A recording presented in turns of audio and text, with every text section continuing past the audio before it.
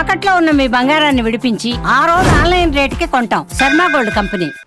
నమస్కారం, welcome to Suman TV. నేను గీతాంజలి. ప్రస్తుతం మనతో పాటు శ్రీ శ్రీ శ్రీ ఆనంద శివకామేశ్వరి సన్నిధానం పీఠాధిపతులు మాతాజీ శ్రీ శ్రీ శివకామేశ్వరి ఆనందమయ్య అమ్మ ఉన్నారు. మాతాజీతో మాట్లాడి మనం రాఖీ పౌర్ణమి విశిష్టత, అలాగే రాఖీ కట్టవలసిన సమయం అంటూ ఏమన్నా ఉంటుందా, అసలు ఎవరికి రాఖీ కట్టాలి, కేవలం అన్నదమ్ములకి మాత్రమేనా, శాస్త్రంలో అసలు ఏమని చెప్పబడింది తెలుసుకుందాం.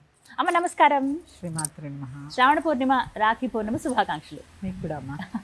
అమ్మ, రాఖీ గురించి తెలుసుకోవాలనుకున్నాం. రాఖీ పౌర్ణిమ మామూలుగా ప్రతి మాస పౌర్ణమిలు చాలా విశేషం అంటారు. అవును. మరి ఈ శ్రావణ పౌర్ణిమ విశిష్టత ఏంటి, ముందుగా తెలియచేయండి. శ్రావణ పౌర్ణమి విశిష్టత అంటే చాలా ఉంటుందమ్మా.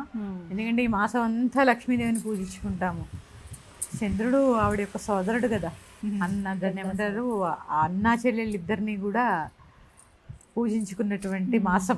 ఎందుకంటే శ్రావణ మాసమే సర్వదేవత ఆరాధన. ఈ రాఖీ రక్షాబంధన్ గురించి అన్ని చోట్ల చెప్పిన ఒకటేలా ఉండొచ్చు, కానీ అందరం ఆలోచించవలసిన విషయం ఉంది ఇందులో. రక్ష అంటే ఏంటి? మనకి రక్షణ కల్పించేటటువంటిది. రక్షణ కల్పించేటటువంటి బంధాన్ని మనం ధరించడం రక్షాబంధనం అంటాం.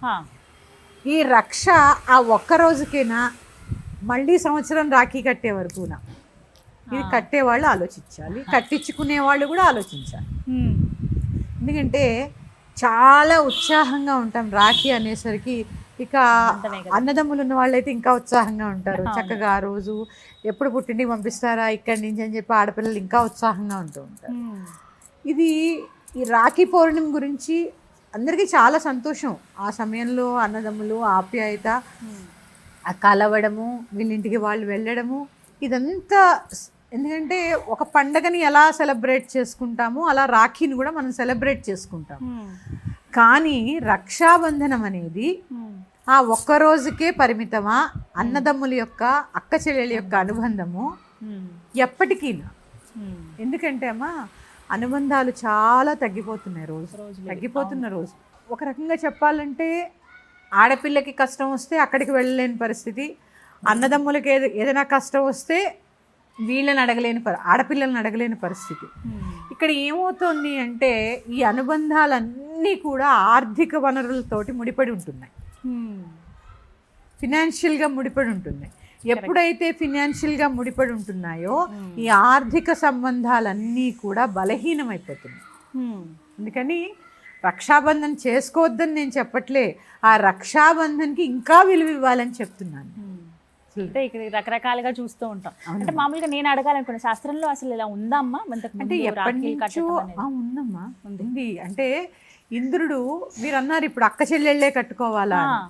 ఇంద్రుడు ఒక యుద్ధంలో ఓడిపోయేటటువంటి సందర్భం వచ్చినప్పుడు శచీదేవి ఆయన యొక్క భార్య చేత ఈ రక్షాబంధనం ధరించి వెళ్ళి ఆ యుద్ధంలో గెలిచి వచ్చాడని చెప్తూ ఉంటారు. సాధించారు. అంటే అంటే చూడండి ఇక్కడ ఏంటి, రక్షాబంధనం.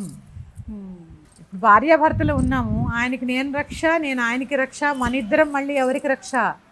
దేశానికి రక్ష. దేశానికి రక్ష అవ్వాలి కదా.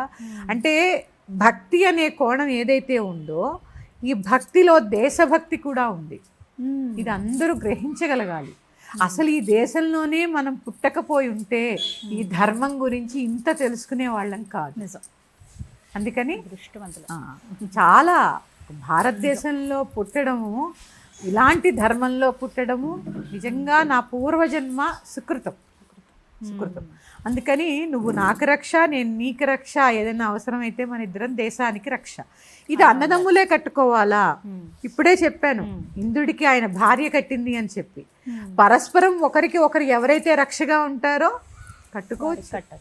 ఇట్లా సంవత్సరానికి ఒక్కసారి అన్నదమ్ములు ఎక్కువ కలవలేరు కదమ్మా. భార్యాభర్తలు అంటే ఎప్పుడు కలిసే ఉంటారు, అన్నదమ్ములు కలవలేరు, ఎక్కడో దూరంలో ఉండొచ్చు, కొంతమంది ఫారెన్ లో ఉండొచ్చు. ఇట్లా సంవత్సరానికి ఒక్కసారైనా కూడా కలుస్తారని చెప్పి ఇంతకన్నా విశేషమైనది ఉందమ్మా మన సాంప్రదాయంలో. కార్తీక మాసంలో వచ్చే కృష్ణపక్షంలో వచ్చేటటువంటి తదియ రోజు భగినీ హస్త భోజనం అని ఉంటుంది. 5 రోజులు, ధనత్రయోదశి, నరక చతుర్దశి, దీపావళి అమావాస్య, పాడ్యం ఉంటుంది, తర్వాత విధియ. ఈ విధియ రోజు భగినీ హస్త భోజనం ఉంటుంది. అది ఎందుకు ఉంటుంది? సాధారణంగా పూర్వము ఒకసారి కన్యాదానం చేసిన తర్వాత ఆడపిల్లలు ఇంటికి వచ్చి భోంచేసేవారు కాదు. అంటే శాస్త్ర ప్రకారం సమ్మతం కాదు. ఒకసారి దానం చేసేసిన తర్వాత ఈ ఆడపిల్లల ఇంటికి వెళ్ళి భోజనం చేసేవారు కాదు. మరి ఆవిడకి కూడా ఉంటుంది కదా, తన వాళ్ళు రావాలి తన ఇంటికి అని చెప్పి ఆ సంవత్సరానికి ఒక్కసారైనా కూడా ఆ అన్నదమ్ములు రావడము. ఎప్పుడూ కూడా ఆడపిల్లనే ఎక్కువ గౌరవిస్తూ ఉంటారు. ఆడపిల్లలు పొట్టింటికి తీసుకెళ్ళడము, బట్టలు పెట్టడము. కానీ ఆడపిల్ల అన్నదమ్ములకు పెట్టే సందర్భాలు చాలా తక్కువ. ఈ తక్కువ సందర్భంలో భగినీ హస్తభోజనం రోజు ఇక్కడికి వచ్చి భోజనం చేసి ఆ అన్నదమ్ములకి వస్త్రాలు కానుకలు ఇచ్చి పంపిస్తున్నారు. అంటే ఇప్పుడు అదే చెప్తున్నాను, మన ధర్మం చాలా గొప్పదమ్మా, చాలా గొప్పది.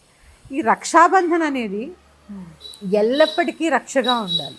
ఎందుకంటే సహజంగానే స్త్రీలు చాలా సున్నిత మనస్కులు కదా, ప్రకృతితో సమానమైనటువంటి స్థితి కలిగిన వారు స్త్రీలు. అలాంటప్పుడు ఆవిడకి ఏదైనా కష్టం వస్తే పుట్టింటి వారు, ఎందుకంటే తల్లిదండ్రులు వయోవృద్ధులైపోతారు, అన్నదమ్ములు ఏమొద్దు, ధనపరంగాను సహాయం చేయవద్దు. ఎందుకంటే ఎవరి రెక్కల కష్టం వాళ్ళదే ఈ రోజుల్లో. నేను ఉన్నాను అనే ధైర్యం, ఒక మాట చాలు.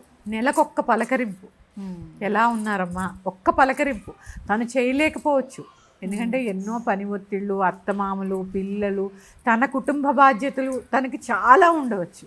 ఒక్క పిలుపు, ఎలా ఉన్నావు అనే ఒక్క పిలుపు ఆ అమ్మాయికి కొండంత ధైర్యాన్ని ఇస్తుంది.